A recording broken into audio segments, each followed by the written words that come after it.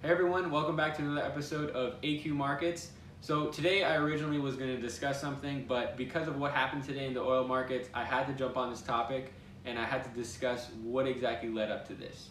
Today the oil markets went negative. That makes no sense, but hopefully by the end of this video, I'll bring some more sense into it so that we understand what actually caused it and how it kind of is semi-justifiable. I also want to discuss potential ways that we could position ourselves in a portfolio to benefit from this in the long run. So stay tuned.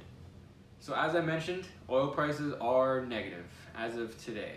Now, the fact of whether it is negative or not is kind of up for debate, but I'm going to explain a little bit of how it came to that negative value. So let me refer back to my previous video where I discussed the oil markets, what causes them to fluctuate, and the supply and demand curve that is what creates the equilibrium price for the prices to be set. So in this case, when I referenced the United States oil pricing, I was referring to the WTI Index. The WTI Index is the closest proxy we have to determining what the price of a barrel of oil is in the United States. Now this index is actually derived off of something called a futures contract, and it's the futures contract on oil which is what drives the WTI. So before we jump into why the oil markets crashed, I want to first explain WTI and what a futures contract actually is. So a futures contract is similar to a forward contract. So let's first discuss a forward contract, and then you're going to figure out a futures contract at the same time. So a forward contract is a contract between two parties to sell something at a certain predetermined price at a predetermined date. So let's get into why this is very important. Forward and future contracts are primarily used for risk management, and they're heavily used in commodities. So just a simple example, if a wheat farmer is selling wheat to a cereal company, and his point is to maximize his profit by selling wheat for the highest price, but then to the cereal's point of view, they want to be buying wheat at the lowest possible price, this creates a bit of an issue. And with wheat prices and with any other commodity, things can always fluctuate. Prices can go up, prices could go down. There could be a supply issue, there could be a demand issue. So with that, their best thing to do is to enter into a forward agreement where they're going to agree upon a set price at a predetermined time. So that is the essence of a forward contract. Now, a futures contract is similar, except futures contracts can be traded between different parties and institutions.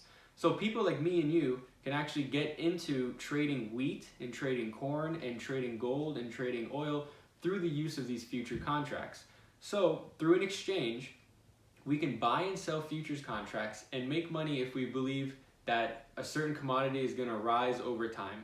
So at the end of the day, when these contracts expire, there still needs to be a physical delivery because the underlying asset is oil and it is wheat and it is corn.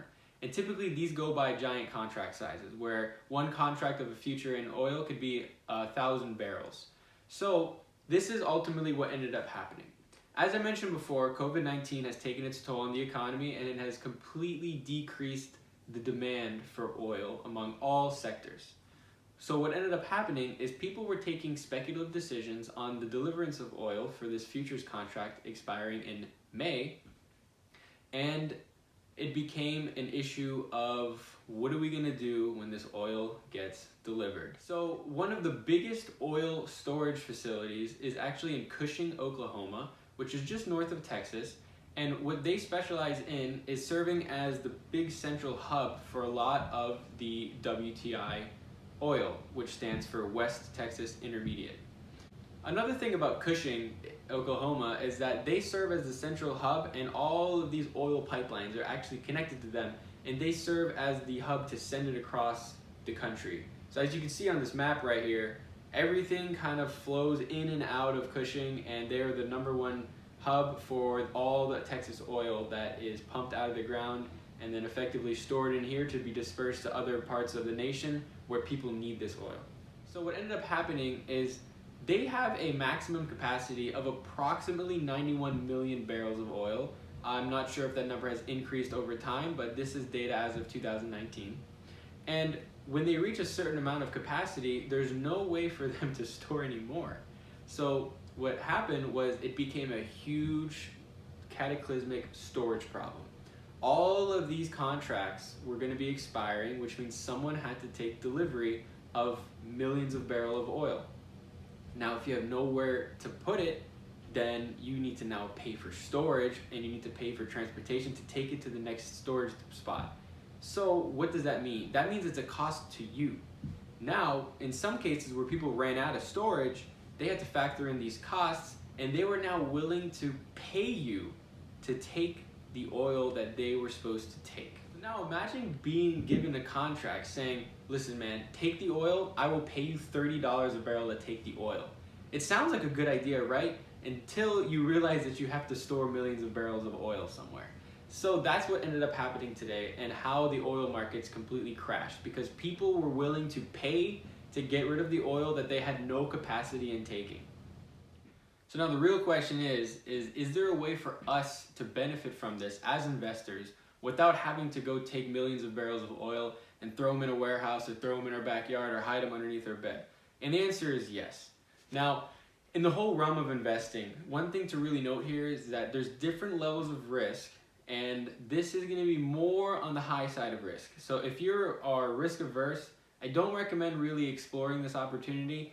If you want to have a small allocation towards a really risky investment that could show some very good gains, then I would recommend looking into this. The old saying goes, is high risk, high reward. So let's go ahead and listen to what I noticed and how I think that we could benefit from this.